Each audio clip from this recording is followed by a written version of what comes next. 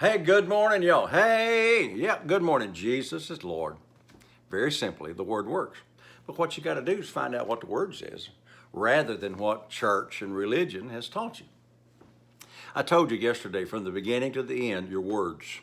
God said, thou art snared by your words. The power of life and death is in your words.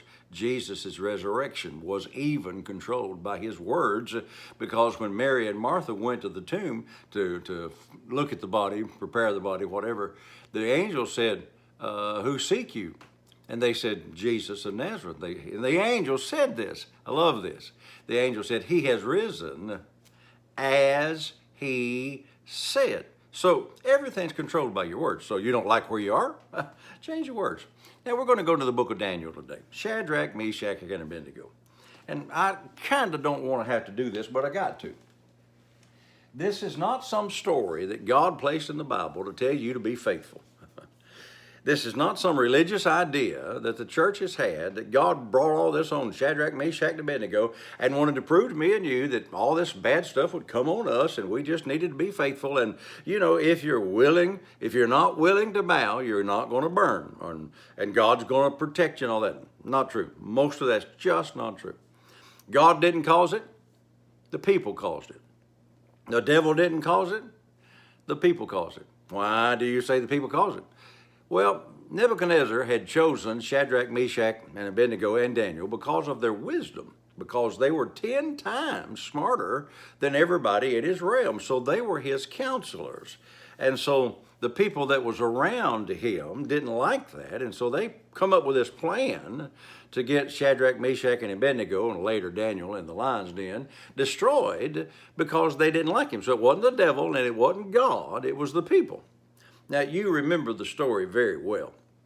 Daniel had, not Daniel, but Nebuchadnezzar set up this image and said that every time that the sound of music comes along, y'all all bow and worship me, then it's going to be well. But if not, then I'm going to fire that thing up and I'm going to throw you in that den. I'm going to throw you in that fire, and there ain't nothing you can do about it. I mean, he's the king. King's decree comes to pass. Well, I'm a king and you're a king and you decree, it comes to pass. So here we go.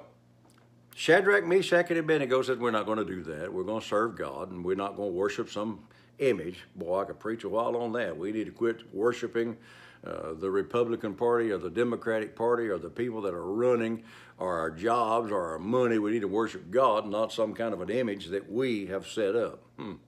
That'll preach. But anyway, so they worshiped. Music sounded. Shadrach, Meshach, and Abednego, they didn't bow. They told the king. King got mad, said, boy, I'm going to get them for that. Man, nobody's going to change my words on that, and I'm going to get them. So he had that fire heated up a whole lot hotter than it had ever been before. It was so hot that the people that threw Shadrach, Meshach, and Abednego in there was burned up by just the fire when they got close. So let me show you what it says here. Words. Now, if you be ready, that's what the king said to them, if you be ready at the time to hear the cornet, flute, harp, sackbut, psaltery, and fall down to worship the image which I have made, it was a man-made image, which most of our images are man-made, well, it'll be well. But if you worship not, you shall be cast the same hour into the midst of the fiery furnace. And who is that God that shall deliver you out of my hands? In other words, ain't nobody bigger than me. Shadrach, Meshach, and Abednego answered. They said, verse 16, Shadrach, Meshach, and Abednego answered and said to the king, O Nebuchadnezzar, we're not careful. Watch. We're not concerned. We're not careful to answer thee in this matter. Verse 17. If it be so, our God, whom we serve, is able to deliver us from the burning fiery furnace, and he will deliver us out of thy hand, O king. But if not, be it known unto thee, O king, we're not going to serve your gods, nor worship your images that you set up yourself. We're not going to do that which thou hast set up. That's right there, verse 18. Be it known that we will not serve your gods, nor worship the golden image which you hast set up. In other words, we're going to do what we want to do. But watch what they said.